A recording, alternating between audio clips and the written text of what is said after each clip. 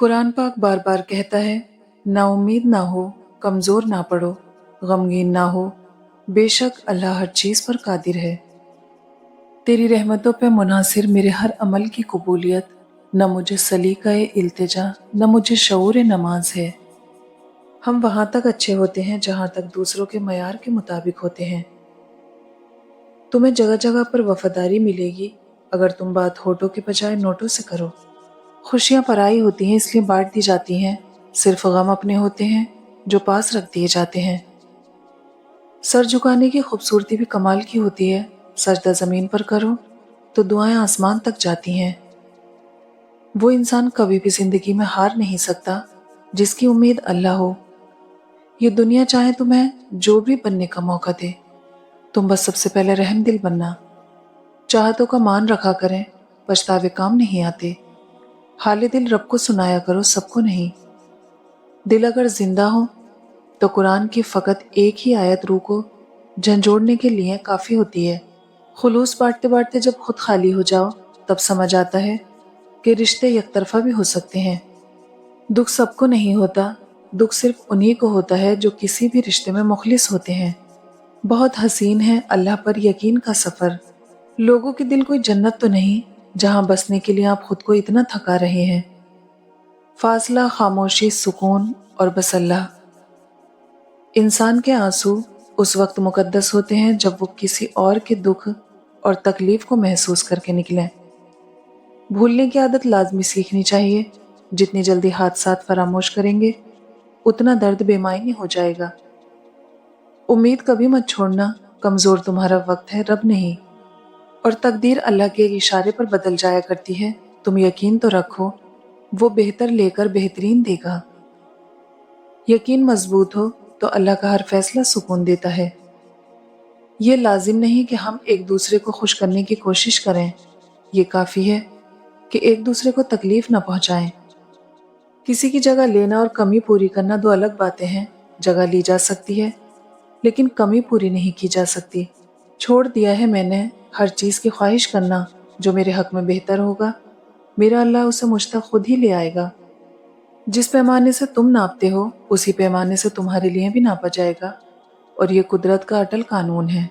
اے میرے اللہ مجھے اتنا بدل دے، کوئی کتنی بھی تکلیف دے مسکرا کے تیرا شکر ادا کروں۔ نفرت نہیں ہے کسی سے، بس اب کوئی اچھا نہیں لگتا۔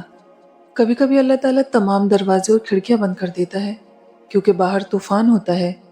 کبھی کبھی اللہ آپ کو دریا میں ڈال دیتا ہے کیونکہ آپ کا دشمن تیرنا نہیں جانتا۔ کبھی اللہ آپ کو کسی مرحلے میں روک دیتا ہے تاکہ خطرہ آپ سے آگے نکل جائے اور آپ تک نہ پہنچ سکے۔ رشتہ سب سے رکھو لیکن امید کسی سے نہیں۔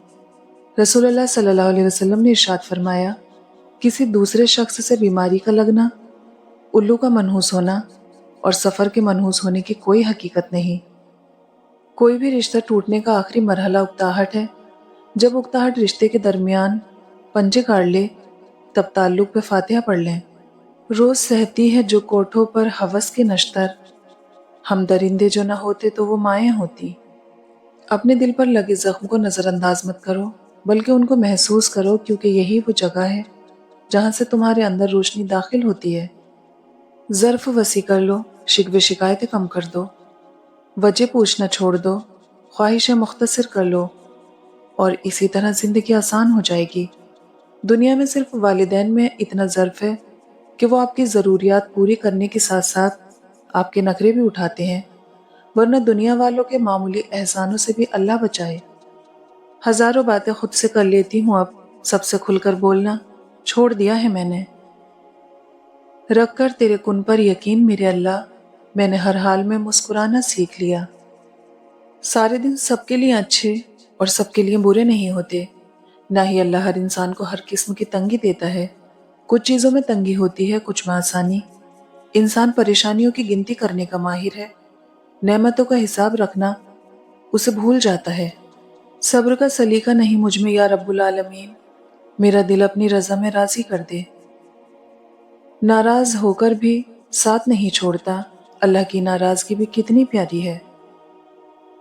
جن کی امید بس اللہ سے ہو وہ کبھی بھی نا امید نہیں ہوتے۔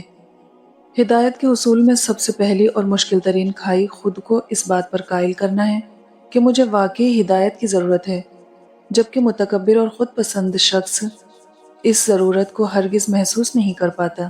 آپ کا بڑا سرمایہ وہ لوگ ہیں جو آپ کی غیر موجودگی میں اپنے رب سے دعاؤں میں آپ کے لیے خیر مانگتے ہیں۔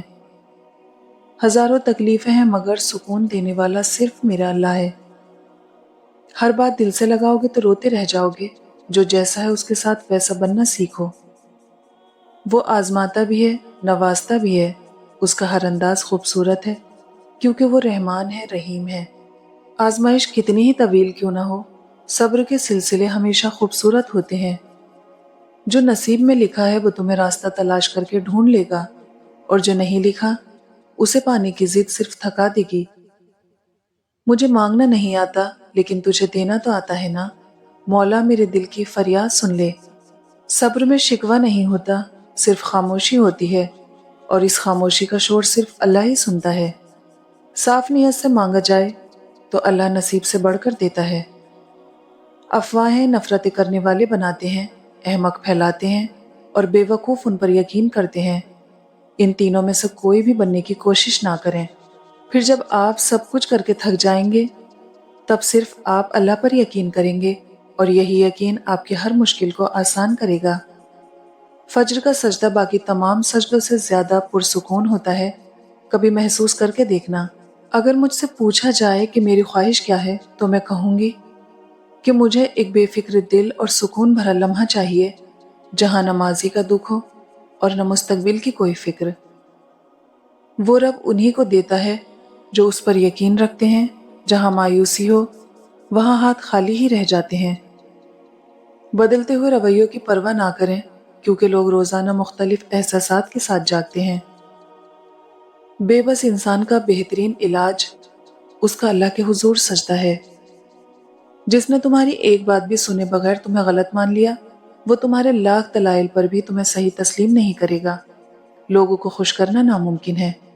جب کوئی آپ کو نظر انداز کرے تو اس کو جدائی کا تحفہ دے دو۔ الفاظ کی تلخیاں میری وضاحت کے قابل نہیں، میرے سکوت کا تھپڑ کافی ہے ہر گستاخ لہجے کے لیے۔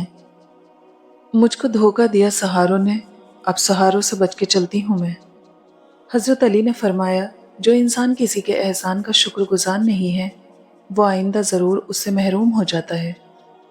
اپنی جوانی کے دھوکے میں مت آنا کہ یہ عنقریب تم سے چھین لی جائے گی۔ حیادار ہونا مرد پر بھی اتنا ہی واجب ہے جتنا کہ عورت پر۔ یقین خالی دل کو بھر دیتا ہے اور بے یقینی بھرے دل کو خالی کر دیتی ہے۔ تعلق ختم ہو جائے تو اسے دفن کر دو، کیونکہ جنازہ زیادہ دیر تک گھر میں رکھا نہیں جاتا۔ جب چھوٹے تھے تو باتیں بھول جاتے تھے اور سب کہتے تھے یاد رکھنا سیکھو۔ اب بڑے ہوئے ہیں تو ہر بات یاد رہتی ہے اور اب سب کہتے ہیں بھولنا سیکھو۔